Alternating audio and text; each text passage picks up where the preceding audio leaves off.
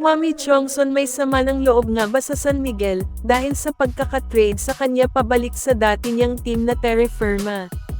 Ayon kay Wami, na bittersweet raw ang pagbabalik niya sa jeep, which is normal lang na makaramdam si Wami ng ganon, yung parang may konting sama ng loob, at kalungkutan. Hindi talaga maiwasan na manghinayang ang isang player lalo pat nasa champion team ka na. Pero yun nga, may mga bagay talaga na hindi kontrolado ng isang player, gaya ng matrade sa ibang team.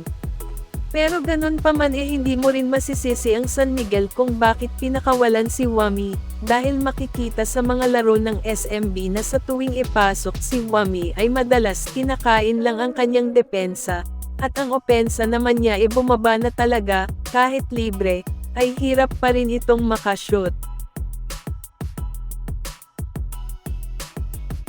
Sa kabila ng pag-trade sa kanya ng San Miguel, nagpapasalamat pa rin si Wami dahil nasa PBA pa rin siya, at may team pa rin siyang paglalaruan.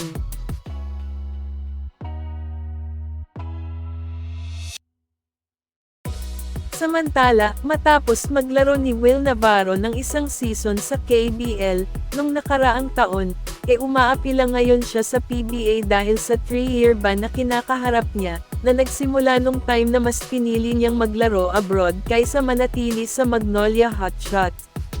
Nakatakdang makipagkita ang kampo ni Will Navarro kay Commissioner Willie Marshall, para mapag-usapan ang 3-year ban ni Will, at susubukan raw nilang i-request na mapababa ang penalty nito.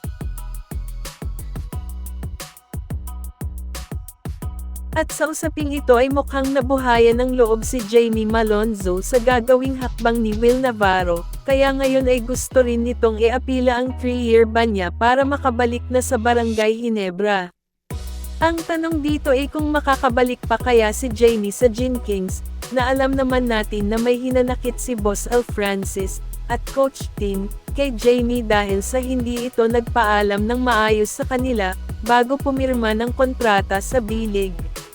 Marahil isa ito sa dahilan kung bakit may mga rumors ngayon na lumabas na sinasabing wala raw katiyakan na makakabalik pa si Jamie sa barangay, dahil iti-trade na nila ito. At ang pinagpipilian raw ng Ginebra ay si Joshua Monzo ng Titan Ultra, at Alex Stockton ng Converge. Kung sakaling pagbibigyan ng PBA ang apila ni Will Navarro, at Jamie Malonzo na mawala o mapababa ang 3-year ban nila, malaking bagay ito para sa kanilang basketball career, dahil maipagpatuloy na nila ang paglalaro sa PBA.